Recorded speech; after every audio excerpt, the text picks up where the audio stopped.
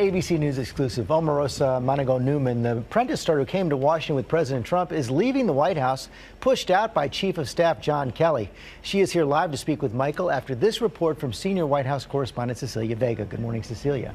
Hey, George, good morning to you. You know this Omarosa might be one of the most well-known members of this White House team, but those clashes that she is famous for apparently not just limited to reality TV. President Trump offering his goodbye in the form of a tweet saying, "Thank you, Omarosa, for your service. I wish you continued success." A stark contrast from the last time they bid farewell. Omarosa has to go. You're fired. In fact, Omarosa Manigault Newman was fired 3 times from The Apprentice, and this morning she is now out of her job at the White House. The official line, she resigned to pursue other opportunities. But multiple sources tell ABC News Manigault Newman was fired and escorted off the White House grounds. From day one, she was a loyal defender. Every critic, every detractor will have to bow down to President Trump. The reality TV star everyone loved to hate, bringing her fire to the campaign. Excuse me, I'm in the middle of an interview. Seriously, you're really loud. Thank you. And then to the West Wing, as one of the most high-profile African-American staffers in the administration. There are people who stop talking to me. So trusted she could walk into the Oval Office whenever she wanted. That is, until Chief of Staff John Kelly took over and cracked down. They clashed, and sources tell ABC Manigault Newman openly feuded with other aides too. There was that scene at a journalism convention last summer. If you don't want to be here, don't be here. And her lavish wedding. Sources say Manigault Newman even showed up to the White House wearing her dress, a party van full of guests with her, for an unannounced photo shoot. But as for what she did every day as Director of Communications for the Office of Public Liaison, many staffers say it is a complete mystery. Now, her job here at the White House is effective until January 20th. It's unclear if Omarosa plans to come back to work at this time. George, the Secret Service says that they deactivated her pass. Okay, well, let's get the word from Omarosa herself. She's over there with Michael. All right, thank you, George. And Omarosa is here with me now, and thank you for joining me. I'm so glad to be here. Really appreciate it. And a lot of speculation about you leaving the White House, so let's get straight to it. What happened? I resigned, and I didn't do that in the residence as being reported. John Kelly and I sat down in the Situation Room, which is a very secure, very quiet room in the White House, and we had a very candid conversation. And I wanted to make the 1-year mark. That was one of the goals that I set out to, and then get back to my life. So you resigned, you weren't fired as being reported. And you know, I like to hear all of these interesting tales, but I have to tell you that they're 100% false. And one of the things that I'd ask of those people who are making those assertions, since they assert that I did it so publicly, is where are the pictures or videos? If I had confronted John Kelly, who is a very formidable person, it would garner enough attention for anyone in the room to at least take a picture or a video or something. The assertion that I would do that in front of 600 guests at a Christmas party, and no one has reported that except for one individual who has a personal vendetta against me. And so I have to tell you, completely false, unverified reporting. And John Kelly and I had a very straightforward discussion about concerns that I had, issues that I raised, and as a result, I resigned, and it will be taking place January the 20th when I leave this very interesting administration. So you're saying that all these reports are coming from one person, but you one person? No, let's be clear. Only one person. Only one person. No one else has reported what she's reporting, and this is the one person who has attacked me for the last year. And so you know that this is personal. And you're speaking of John Kelly. What is your relationship like with him? What was your relationship like with him? John Kelly was the chief of staff, and as an assistant to the president, there's about 30 of us. We all report to the chief of staff. And when he came in, it was during a lot of turmoil. And I stand out. I'm the only African-American woman who sits at the table with those 30 assistants to the president. And we all had to adjust to his very different militaristic style. But I had a very clear outline, defined role for what I did. And every captain, every coach gets an opportunity to use a sports analogy to choose their team. Donald Trump chose me for his team. I'm not certain as John Kelly was starting to develop his team that that's someone that he wanted me to be on his team. Well, part of one thing you have because of your relationship with the president, they say you're able to walk in. They say you're able to just walk into the Oval Office. When John Kelly comes in, he says no more of that. Did that happen? Did he restrict your access? No. First of all, he brought order, much needed order, to the West Wing.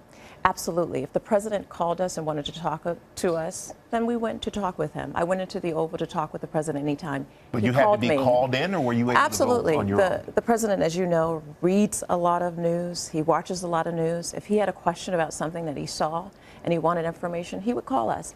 If I had to ask him something, I was very respectful of the process. Certainly, I had more access than most, and people had problems with that. People had problems with my 14-year relationship with this president.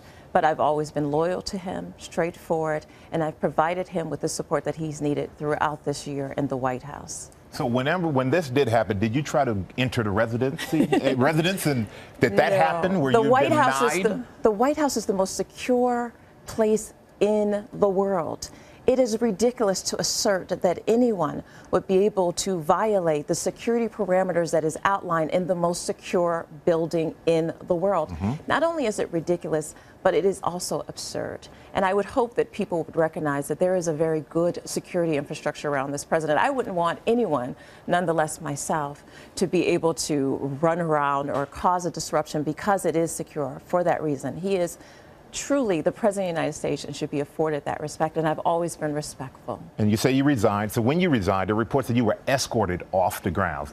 Were you escorted off? No, I was not. And in fact, Secret Service put out a statement because I think that they were bothered with the assertion that they were involved with any type of escorting or shutting me down, that sort of thing. And I think you should take the word of the U.S. Secret Service over someone who has a personal vendetta to bring me down, and they personally gain by continuing to advance these false narratives. Well, one thing the Secret Service did tweet out is that they deactivated your pass. So you get two passes. But if they do that, but you're going to work until the 20th, why would they deactivate your pass I'm glad now? you asked me that, because there are 3 complexes in the White House. And as you are restricted or limited, your access to certain areas is restricted. And so, obviously, with me leaving, I wouldn't be given in advance the same type of access to classified information, to personal presidential communication. And so that access changed, which means that my pass has to change. And so what they tweeted was correct. 1, I was not escorted. You can believe the Secret Service of that. And they're deactivating my pass, reducing and restricting it to areas that I can only go, was absolutely correct. And it should be done in that way. As people's roles in the White House change, so should their access. What they tweeted is correct. And I believe that CNN should correct their reporting based on the fact that Secret Service advanced that statement that I was not escorted. I did not cause a disruption. And I believe that their word is truly valid. And I want to ask you something about one of your friends said, Armstrong Williams.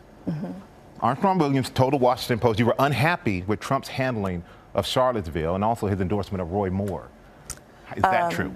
You know, because I am serving until the 20th, I have to be very careful about how I answer this.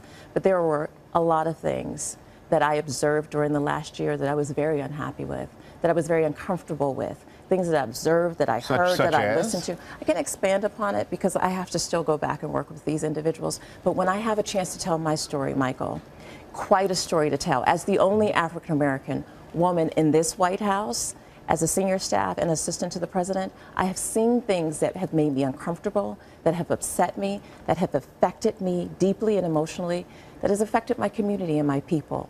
And when I can tell my story, it is a profound story that I know the world will want to hear. But when you were in the White House to bring together, everyone, unify this country, that's what President Trump ran under, the premise of unifying the country, bringing, in his words, blacks and whites together. Do you think he's done that effectively? Do you think that the job that you were put there to do was effective as well? Well, let me give you some perspective. This isn't my first time in the White House. I served in the Clinton administration. This is my second tour of duty serving my country, and I take it very seriously. Every administration, they seek to unify the country. President Clinton had the Commission on Race because he was concerned about how divided the country was. At the end of that report, they said that they hadn't achieved their goal of unifying the country. That's after 8 years. But I don't want to talk about President Clinton. I want to talk about our country now with President Trump, though. Because people forget that I'm not new to this. I've been in politics for a very long time, and I know what I'm doing. And what was trying to be done 20 years ago, and what you're trying to say that we didn't accomplish in 11 months is a little ridiculous. We've been there 11 months to unify a nation that was truly divided by one of the most complicated elections in history. To do that in 11 months is almost impossible. But did President Trump try? I think that he tried in his own way. There are things that he could have done and things that this administration needs to continue to do to try to bring this country together. And hopefully they'll succeed for the good of this nation. And you talked about your tour of duty in the White House. One quick thing. You said, Please. This summer, I fight on the front lines every day. If you're not at the table, you're on the menu. Where you're no longer at the table. So where does that leave you now? Well, no longer at the table, but still engaged and involved in advancing this country, still making sure that I'm fighting for my community and fighting for issues that are passion to me, and remarkably trying to do that and be certain that I am remembered as somebody who's committed to advancing this country. Omarosa, thank you for joining me and telling your story. You.